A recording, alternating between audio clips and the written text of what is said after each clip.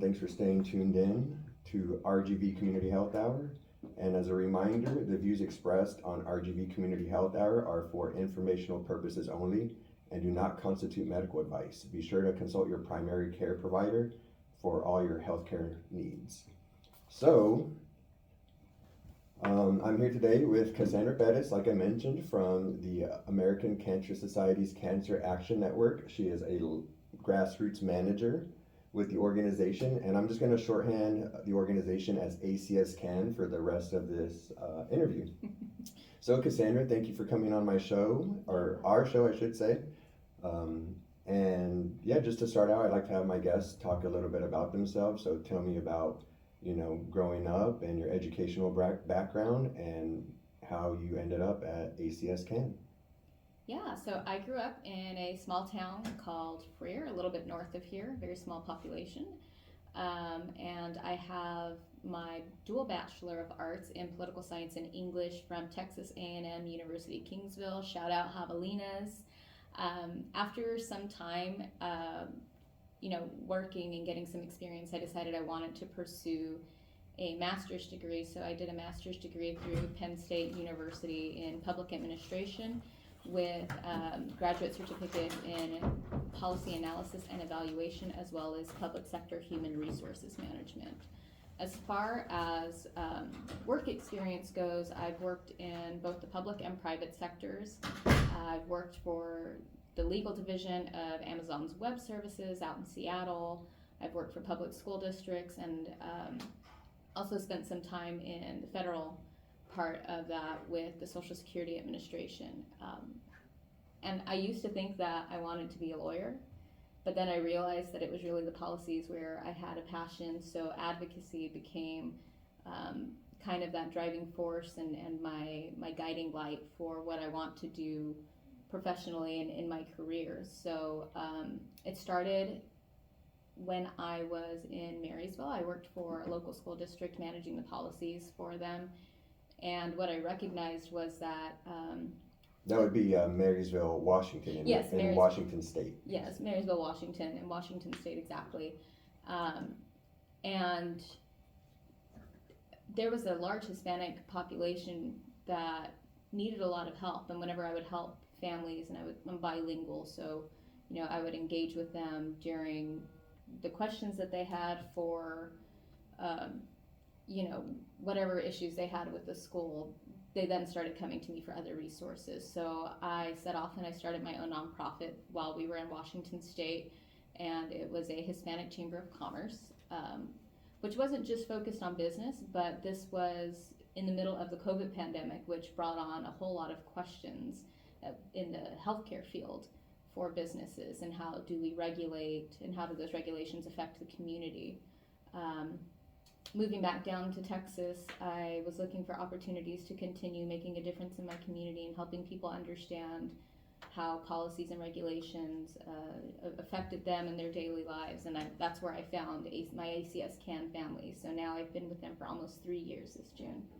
Wow, that's awesome to hear, and thank you for that background. And so I guess to start, we should talk about the event that happened this week. So I won't even try to butcher it and try to explain what happened because it won't, you'll do a lot better job than I can. So please inform the audience about what we did this week. Yeah, so DJ Caliche Kid came with us to Austin, Texas for what we call our Texas Cancer Action Day. And what that is it's an event where we bring all of our volunteers from across the state of Texas, or some of our volunteers. We have a lot of volunteers. We have close to 200 volunteers across the state who volunteer with us on a regular basis.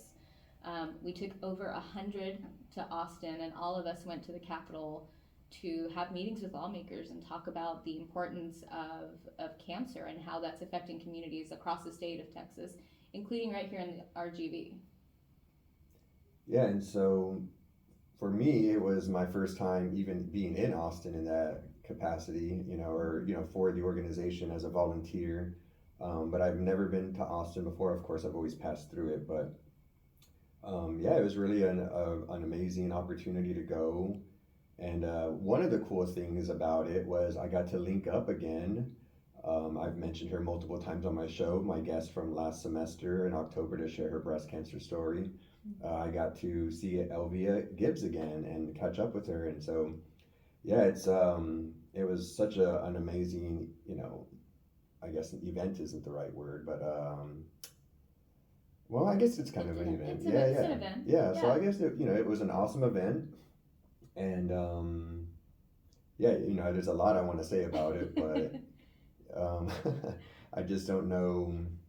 So let me talk about my volunteering aspect. I guess I should lead with that. So my job was to go. So as regular, listeners might know, I'm doing my PhD in human genetics here at UTRGV, and so I went in sort of in the aspect of being a researcher, in terms of being able to give that feedback or insight or voice about the importance of funding research and things like that. So my job was to go, and there was 3 asks they had for us this year as volunteers.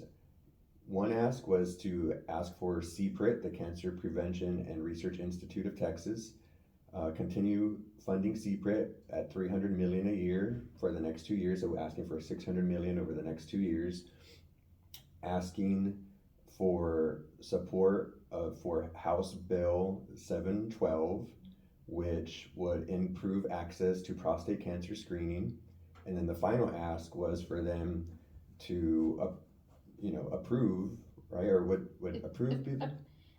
Increase the funding for adult tobacco cessation programs. Yeah, for $2.8 million assistance or an exceptional item request. Yes, that's through DSHS, the Department of State Health Services. Yeah, and so I went as a volunteer to go to our various lawmakers' offices and ask for their support in getting this stuff passed and getting this stuff done to fight against cancer and do a lot. And so we'll get into that a little bit more, but right now I think this will be a good time to stop for a quick music break, and we'll be right back. Everyone stay tuned.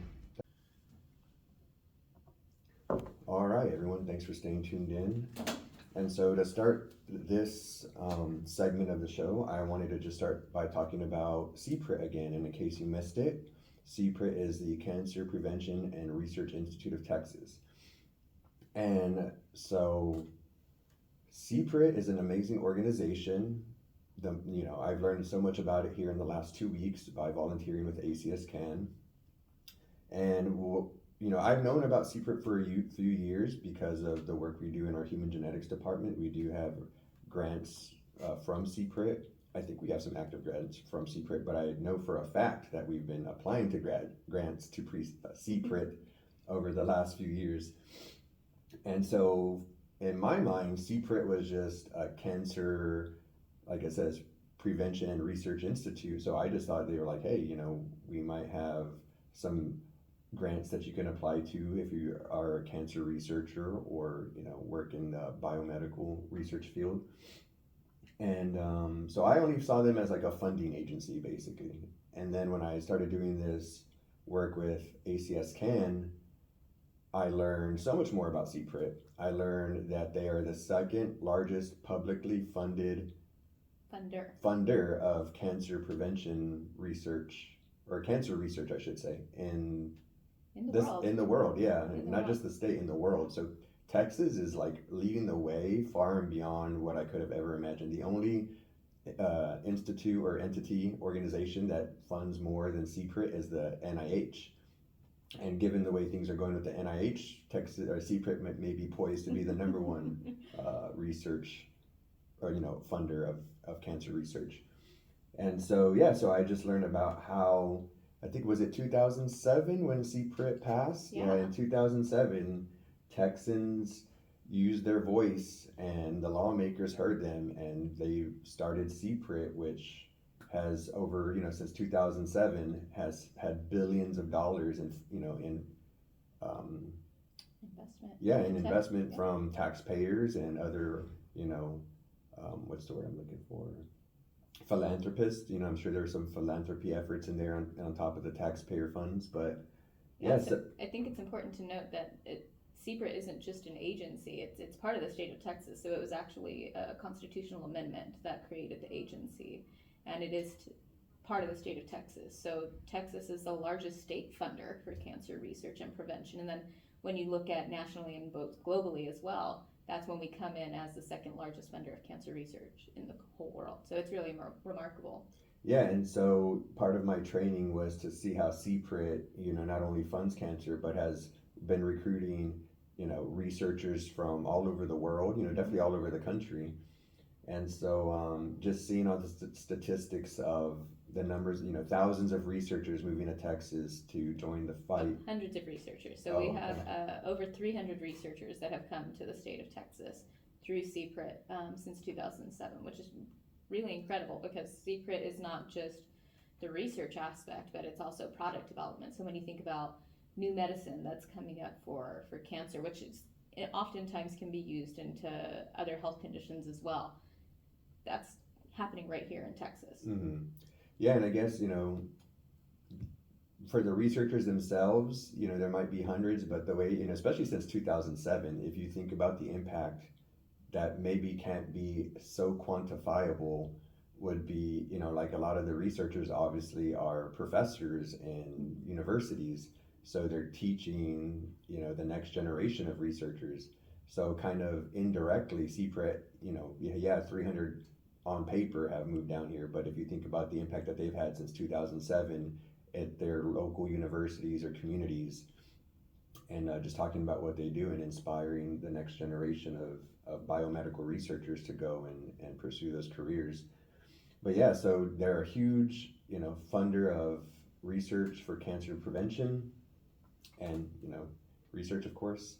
And they actually touch every single county in Texas through that. So every county in Texas has some benefit from CPRIT that they've gained over that time.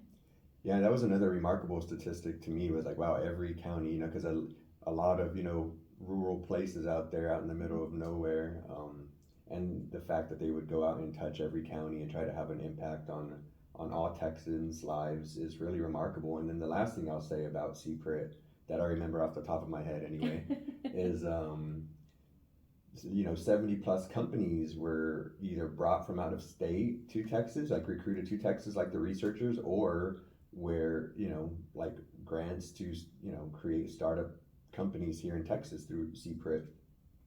So CPRIT is, I guess you could say, a Cerberus when it comes to fighting cancer, because not only does it recruit people to the state, researchers, it helps fund companies and intellectual property. Right. And of course, the direct, the funding, the research, and the companies, the researchers and the companies. Yeah, there's over 600 new patents or patent applications that have come in through CPRIT.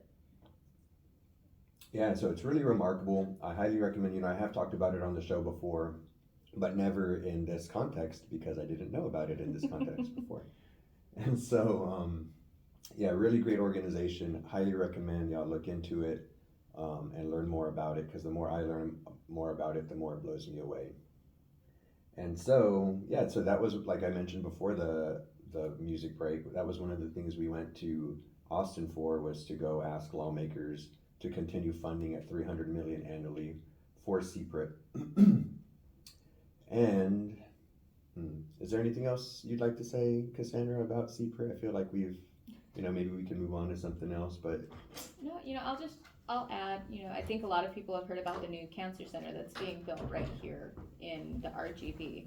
And part of that is actually because of a CPRIT grant. I believe it was last year, maybe it was the year before, when UT-RGV received a $6 million grant from CPRIT to go towards that cancer research center that's being brought forward. And I know I talk to Dr. Chauhan quite often, who does cancer research right here in UT-RGV, and his team, they have grants through CPRIT, and we're doing incredible work right here in the Valley, which is fantastic, because I think oftentimes people feel like we're overlooked in the RGV, and because of CPRIT, we're now getting more resources for our communities here. Yeah, and it's it's a blessing for sure, because Texas is such a huge state, and I mean, people come from all over the world. Like, that was a part of what we talked about with our lawmakers earlier this week was, that Texas is obviously, like we've been talking, is a world leader in cancer research, but we have MD Anderson here, and we have so many great organizations or entities that help in the fight against cancer, whether it's through research like that or a hospital, a great world-renowned hospital. Right. And so I guess we can move on to the other ask. There won't be as much to say about these other things because they're not as in-depth as secret, but the House Bill 712 to increase access to prostate cancer screening. Do you have any statistics or anything you'd like to say about? Prostate cancer is, I think, one of those cancers that we're starting to hear more and more about because it's something that's becoming more prevalent in communities. There's over a 6-year survival rate. If you're looking at catching prostate cancer at an early stage, that 6-year survival rate is about 99%. But when you catch it at a late stage, it's only 28.7%. So it's something that we always talk about in our work and when we're talking with lawmakers and this legislation that affects our healthcare. It's really that prevention and early detection are really critical to the life expectancy and the quality of life that people have after it. So that's part of what this prostate cancer screening bill is it's improving access to those screenings so that people can get those tests sooner and catch the cancer quicker. Yeah, and so one thing I was telling lawmakers about prostate cancer is, in our human genetics department, we have our own MRI machine for research. And it really I don't even know if it's completely online yet. Like, obviously it's on and we're optimizing it and fine tuning it for, getting it ready to stick people in and do research with it. But,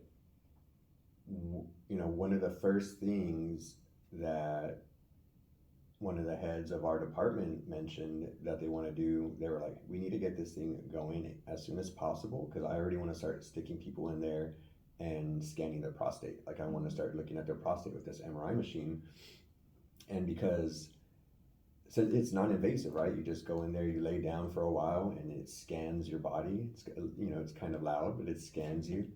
And we're able to look at various, your brain, your liver, your prostate, your lungs. So we can look at your organs in a non-invasive way.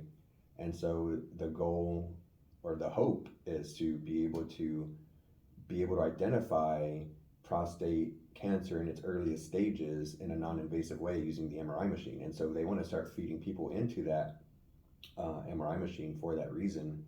And personal story, I have gone through prostate exams multiple times, and it's when you serve in the military, depending on certain things you want to do, you're going to have to get your prostate exam, and that's just the reality of it. You might be in your 20s, but they want to make sure you're healthy for duty. And so it's a very important thing, right? Because early detection, it matters and it's critical. And so I highly recommend, like my guest week before last, Tony Lopez mentioned, it was just an annual screening when he went to see his doctor, and his doctor was like, man, you're over 50. Have you ever had a colonoscopy? Or, have you ever had your stomach checked out? And he said, no. So they said, okay, well, let's check you out. And so, by being proactive, they were able to, it went from year to year. In 1 year, his colonoscopy was fine. The next year when he got it again, there was something wrong. Right. And it's kind of remarkable. I've heard you share your story about your grandmother going from diagnosis to, losing her life within a year, less than a year. And so that's why these early detection, and these non-invasive screenings are really important because, it's one thing to have to go get a biopsy to determine whether or not you're sick. And it's another thing to just go lay in an MRI for, an hour or however long it takes to scan you. So with these non-invasive methods, I really believe that we will be able to, save more lives because more people aren't going to have that fear of, nobody wants to get bad news. And we've talked about that here before as well on the show. But so, it's really important. And of course, the easier it is to get a medical examination done, the more likely it is that people will go get it done. Yeah. And so, yeah, that's the goal and the hope of a lot of our work in the department, whether it's, doing biomarker development in the hopes of finding something in a blood sample that we can detect early on, to using our MRI machine and being able to detect something early on.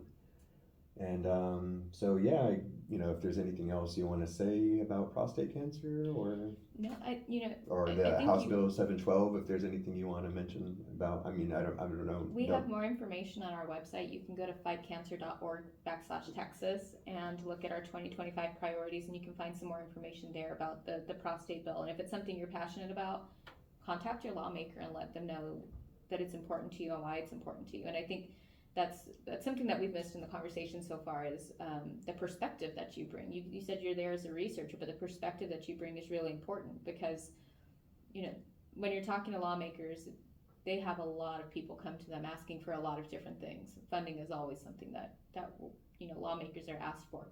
But why is this important? And when you look back at the community and what's happening in the communities, so the human genetics program is fairly new to UT RGV, right? But it's bringing those resources down here to the valley. It's bringing the resources that people need for non-invasive screenings, because you're right. I think people get really scared when they hear about a cancer screening. It's like, oh, I'd rather not know. But the sooner you do know, the better it is for your survival rates. I know that sometimes it's painful, sometimes it's scary. My daughter was recently diagnosed with Crohn's disease, and they removed a polyp from her colon. So even now at 13, she's going to have to start regular cancer screenings for her. And as a parent, that can be really hard to hear sometimes, for your child, for your mother, your grandparent. But it's really so that when doctors are looking and they're tracking your health, they can say, this doesn't look right. Let's do some additional tests, or let's look into this a little bit more, so that we make sure that you're staying the healthiest possible. Mm-hmm. Yeah, and then that's why the annual screening is so important. Your annual medical visit with your physician, your primary care provider, because to most people it might just seem like, oh, it's a blood draw and urinating in a cup, but those markers that they look for in there kind of gives them idea year to year of your health. It's like tracking your health over time. Right. And so as soon as something seems off, whether it's cholesterol in the or some kind of early marker for diabetes in the blood, or things like that. Yeah. So those are really important screenings. And I was supposed to be gonna throw myself under the bus a little bit here. I was supposed to go have my annual screening in October or November, but I was really busy, and so I've been putting it off. But I definitely need to go. Don't put it off. Go get your screenings. I think especially if you know that there's a family history, talk to your doctor. Just because there are certain recommendations, if there's a family history of it, talk to your doctor and let's see what the right timing is for you. And you can get those blood tests. Some of the things that I hear often from people that I talk to, because I talk to people from across Texas and even across the nation, is well, my dad had this type of cancer, so my brother got a screening, and because of that he started getting those exams earlier age, and he did get cancer, but we caught it early and we were able to treat that very quickly, and now he's here with us again. So get your screenings. Ricardo, please schedule it very soon. They really are important. Yeah, that's for sure. And with that, everyone, we're going to take a quick music break, and we'll be right back, so stay tuned. Okay, everyone, thanks for staying tuned in. So before we continue on, I think I just want to talk about kind of an insight, I guess, that I had. Because at first, so ACS-CAN spent a lot of money to get us all to Austin on Tuesday to network. So Tuesday, a lot of people arrived to Austin for kind of a nice dinner, like a networking dinner.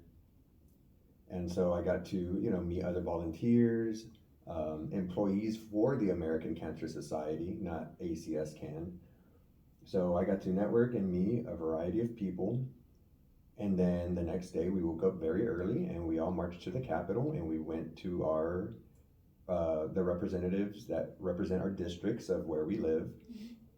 And we went and knocked on their doors. Of course we had our meeting times where we were scheduled to meet them, but we went and we talked to them. and we had 15 minutes with them. And for me, I was like, wow, it's kind of, it seems like a huge effort and a big expense to get a lot of people. There was over 100 volunteers there. Yeah, over 100 volunteers, and about 70 of those come in from various parts of the state where you have to like fly or travel several hours. Yeah, and so, you know, big expense to put over 100 people in hotel rooms, big expense to cover the cost to get there and their meals and, things like that. Mm-hmm. All for a 15-minute meeting with their rep. Maybe multiple reps, they might have 2 to 3 hours of meetings in the day total. Sure. And then whenever I was done and I was reflecting on it, I was like, man, this seems like a lot of expense and effort for not so much time for us to be able to speak to our lawmakers. But then the light bulb clicked and I was like, well, especially for me, because like I mentioned earlier in the show, I got to, so I was a team, we get teamed up to go and talk to these reps. My team was Elvia, a breast cancer survivor, and Ashlyn, another breast cancer survivor. And so I got to go with them to these lawmaker meetings, and I was mostly the note taker, right? And I did put my, have my input every now and then when I felt it was appropriate, but I mostly let those women tell their stories about surviving breast cancer and their journey. Right. And so it's so impactful, so it's like, man, it might be only 15 minutes, but just listening to them talk for 5 minutes, like that's all you need, And so when I got done, I was like, well, and obviously, like you mentioned before, when we were on on our music break, that the fight doesn't stop when we leave, right? So it's basically, right. It's y'all's job. That's what y'all are. Your organization, ACSCAN, does, right? So y'all are the ones that are constantly in contact with the representatives and the lawmakers and their staff, and we just get the honor. Or I should say they get the honor of meeting their constituents for a day and hearing their stories and our stories. And so, man, it's just, it's such a humbling experience. And I'm so thankful that I got to go because, I mean, like I was telling Ashlyn, about, we were just talking about life and like, man, I told her, I was like, man, I feel like I'm preaching to the choir. Like, how am I going to tell you about life? You're a breast cancer survivor, right. Diagnosed with breast cancer at 23. And she's 28 now, but it's like, man, and then, so a lot of did we get to meet any reps? Yes, no, wait. I mean, we did meet representatives, maybe not necessarily the ones we were scheduled to meet. Of course, there's representatives everywhere. Right. So we mostly met with their staff. And what I loved about meeting with their staff is a lot of their staff were younger women. Mm-hmm. So to have young women come in and tell them like, hey, y'all need to support these, CPRIT and these other things because it's going to help keep Texans healthy and alive. And then for them to share their story, and you can just see the look on these young, legislative aides, mm-hmm. And these young legislative aides in their faces. And of course, everybody has a story where they've, been touched by cancer in one way or another. Right. And so, you're really putting a face and a statistic. And a body, and like a person to it. And that was part of what Ashton was telling people. Like, you see that these, clinical trials have X amount of people, but those aren't just numbers. Those are actual people that are, maybe risking something in terms of trying a new drug, and right. You never know what the side effects are going to be. And it's all in the hopes of just having an extra month, an extra year with your loved ones. And so, that's what I was saying. It's just like super humbling for me. Those stories really do resonate with lawmakers, and that's why even though it if you think about 15 minutes, it's not a lot of time, but the stories and the impact that 15 minutes have resonates for a long time. I've seen lawmakers, we have plenty of volunteers who have volunteered with us since our inception. So ACSCAN has been around for a little over 25 years. I think we're at 27 years now as an organization. And we have volunteers who were there from the very beginning, who are still volunteering with us to this day. And they know their lawmakers, they know the staff people. So they come back and they remember, and your lawmakers really do appreciate the time and the effort that it takes. I mean, you're taking time away from your studies or from your work so that you can go and you can share your story. But just because a lawmaker is in Austin right now, they come back home, and that's why you can meet with their staff or themselves right here where your home is, and continue talking about those issues. And it's that impact of, my name is Cassandra and I live right here in McAllen and I live off this street, and this is my story, and this is, oh yeah, I know exactly where you live, and it's bringing the face right here to home. So it really does have a lasting impact, and the stories continue, and your work continues. Ricardo, you're not done with your work here. The lawmakers will have questions, and I also want to give so many props to the staff of our lawmakers, because they take on a lot. So in Texas, we are only in session every other year from January to June. And there are a lot of bills that come in during that time. So there are thousands and thousands of bills filed, and that's what the staff does for the lawmaker, right? They're helping research what are these bills, how does that impact the community. They reach out to the constituents. I'm sure you've gotten emails before that say, what do you think about this? Do you support it? Do you not? That really does matter, and those lawmakers are looking at it through their staff. So their staff will have a debrief with the lawmaker and say, yes, I do support, I do recommend you support House Bill 712 because it's going to increase prostate cancer. These are the statistics from your congressional district, So those things really do have a larger impact. So 15 minutes, even just 2 minutes, sometimes, you can email your lawmaker and it doesn't take a lot of time, but that has a huge impact. Yeah, and so like I said, I was so thankful to be in my group because, I mean, I'm sure I know for a fact there are other volunteers that have their personal stories as well.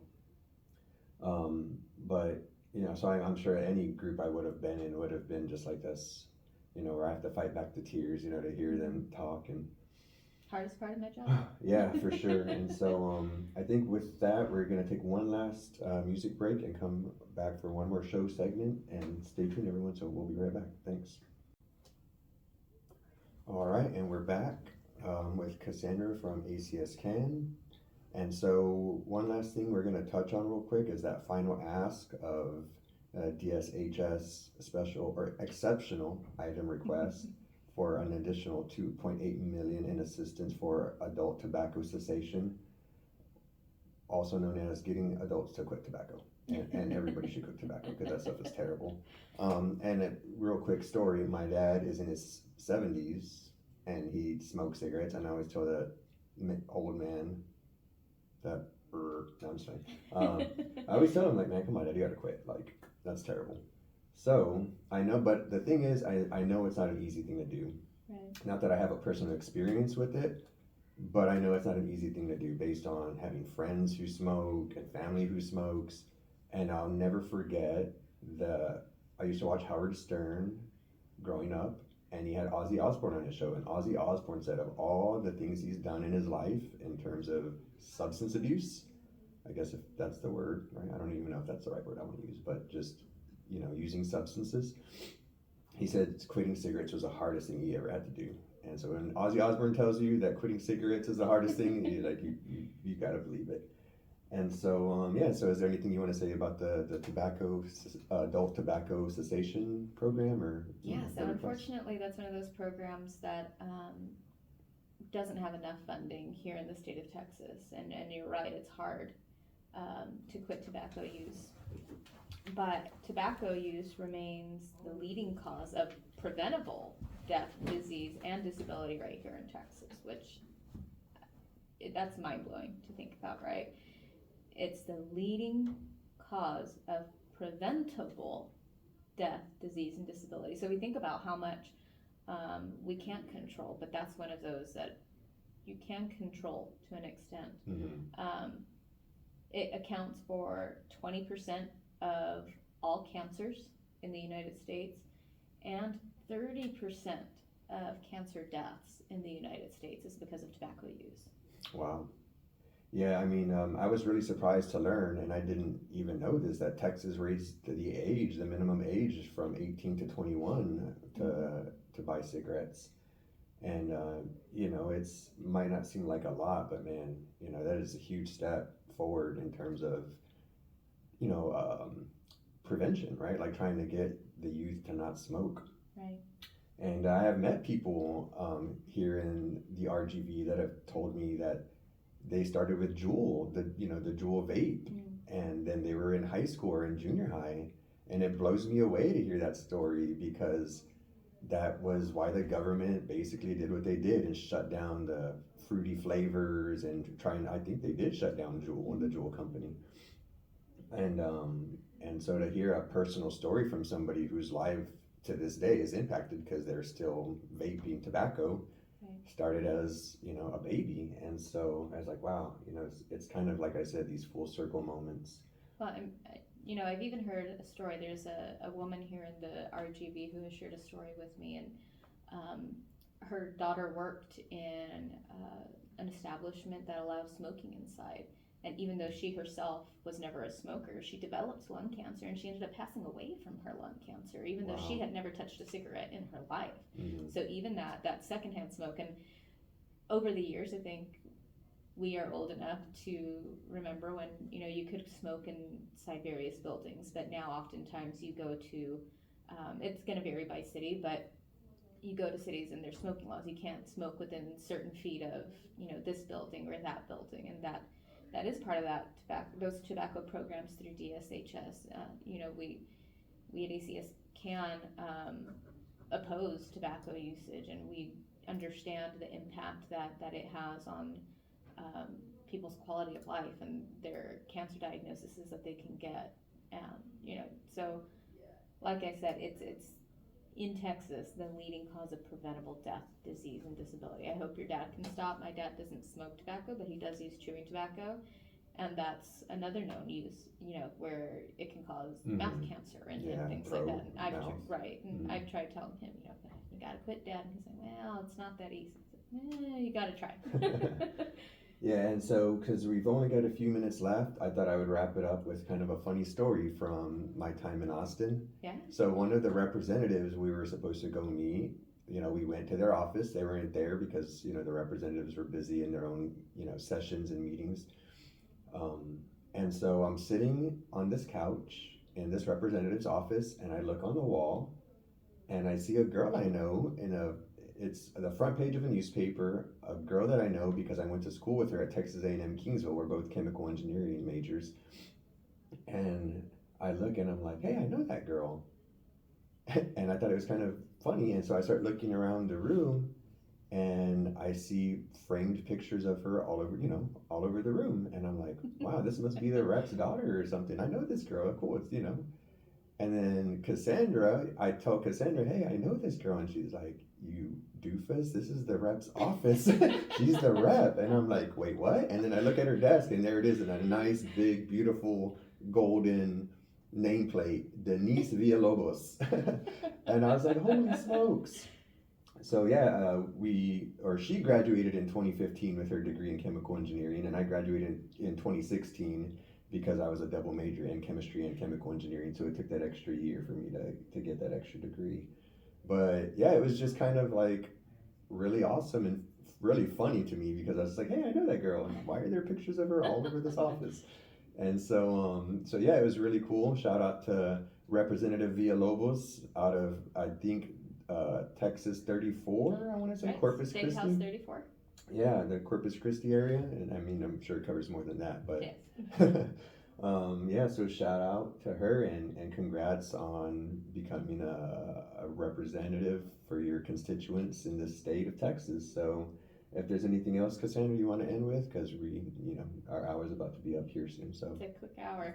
Yeah, we're always looking for volunteers. That volunteer voice is so powerful, whether somebody impacted by cancer, you want to study cancer, or you just care about the health of your community. We're always looking for volunteers. I'm always looking for people right here in the RGV so that we can represent the 956. So if you're interested, you can visit fightcancer.org/Texas. You can also email me at cassandra.perez@cancer.org, and I'd love to have you guys on board. Ricardo, I hope this is not your last time volunteering with us. I hope you continue to come back and engage with your lawmakers, especially those that you've known for a while. Yeah, for sure. And yeah, thank you, Cassandra, for the opportunity to go and volunteer, because it was, like I said, a powerful experience. And thank you for coming on the show and talking a little bit about what you do and what we did earlier this week. So that's all I got, everybody. DJ Kalicha Kid just here to tell you to stay curious, stay healthy, and let's thrive together. RGV.